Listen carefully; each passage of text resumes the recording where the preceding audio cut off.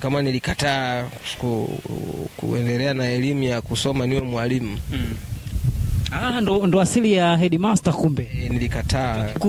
Nilikataa kabisa kwenda, siwezi mimi kusoma ualimu. Si wadharau, kwa upande wangu nilisema siwezi kuwa mwalimu mbele ya mzazi wangu. Mzazi wangu akaniuliza kwa nini, nikamwambia mimi kiukweli sio ndoto yangu kuajiriwa. Sumeela vizuri, babangu akanitafutia kazi mgodini, akanipeleka mpaka VETA, akanisomesha driving nini, akanitafutia kazi mgodini. Nikamwambia ndoto yangu mimi sio kuajiriwa. Kwa hiyo siwezi kufika level hii hapa ndo nikaenda kuanza kuajiriwa kwenye media. Japo zipo fursa nyingi nafuatwa kuajiriwa, lakini sitaki. Sitaki kuajiriwa. Maybe tuongee issue ya part time. Kwamba unafanya kwa muda. Yani usinibane pia inapotokea issue zangu tusibanane. Hivyo.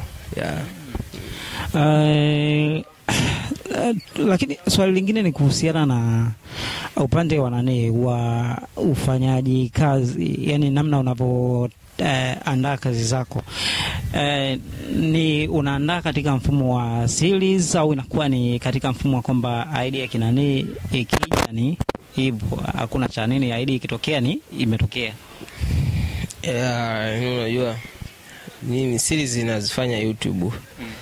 Series sababu I have my team ambao ina participate kule YouTube. Umeona, ambako sometimes mimi naweza nisishoot kule. Sawa, ila timu yangu mimi ikashoot ni YouTube yangu mimi. Sume investment yangu. Ila kwa upande wangu mimi nimejikita sana huko Instagram, TikTok, Facebook. Sometimes na YouTube sio sana. Ila timu yangu ndo kule kwamba kuna vijana wanahitaji kushikwa mkono waweze kufika somewhere. Kwa hiyo mimi kwa kiasi nilicho nacho nimejipa nguvu ya kuwashika mkono, wanaweza kupata nafasi huku ya kuonyesha vipaji vyao na kupata riziki na maisha yakaenda. Hapo nimekuelewa. Kitu kingine ni kwa upande wa nani sasa. Kesho kutwa Jumapili ni kuelekea kwenye dabi sasa. Content kama hivi zinaendelea vipi? Tuone content zikiendelea zikiangazia tu masuala sana masuala ya dabi. Yaani si mpaka tufe ndo tutaacha. Lakini kama tuko hai, hata kama tumetundikiwa drip, tutaishuti. Yani kama tumetundikiwa drip, unapoona issue ya michezo imetokea nchi hii, lazima tuishuti, kwa sababu sisi ni moja ya watu ambao pia tumeweka encouragement kwenye social media watu kufuatilia michezo. Sumeelewa vizuri, na wakaamini kwamba michezo sio vita. Michezo ni burudani na amani na ni biashara, na sisi tukiwemo. Nakubali mzee wangu. Kitu kingine ni kuhusiana na upande wa nyie kama kundi Duo Group mnafanya kazi pamoja. Naonaga pia mnafanyaga pia kama solo. Sasa kwa upande wa kujigawanya inakuaje? Maana kwa mimi sitaki kuajiliwa.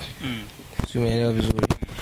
Hapo ndani kuna wasanii hapo pale. Maana yake mimi toka nimeamka asubuhi kazi yangu mimi tumekaa tunaandika. Maana yake mida hii tumekaribia kuwasha kamera tuanze kufanyaje? Kushoot. Umeelewa vizuri? Kwa leo najua tukio la kimichezo hatujalia la kushoot. Hata kama tumelia aliwezi kuchukua eti nusu saa tunalishoot tukio moja, hapana. Ni issue tu ya kwamba kuna tukio moja mbili inahitaji location hivi na hivi. Hilo location tutapata wapi? Tunapata sehemu fulani poa. Chukua usafiri tunakutana pale, tunapiga, tumemaliza, tunatembea.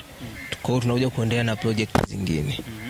Hivyo. Kwa hiyo hatujajibana kabisa yani. Sawa. Mkatara kwa mtumwa, unajua? Mkatara kwa mtumwa, Manja bado ni familia. Kwa sababu ni familia ambazo zilitambua kipaji changu. Niko chini kabisa, zikatambua na zikasamini kwamba huyu kijana ana kipaji.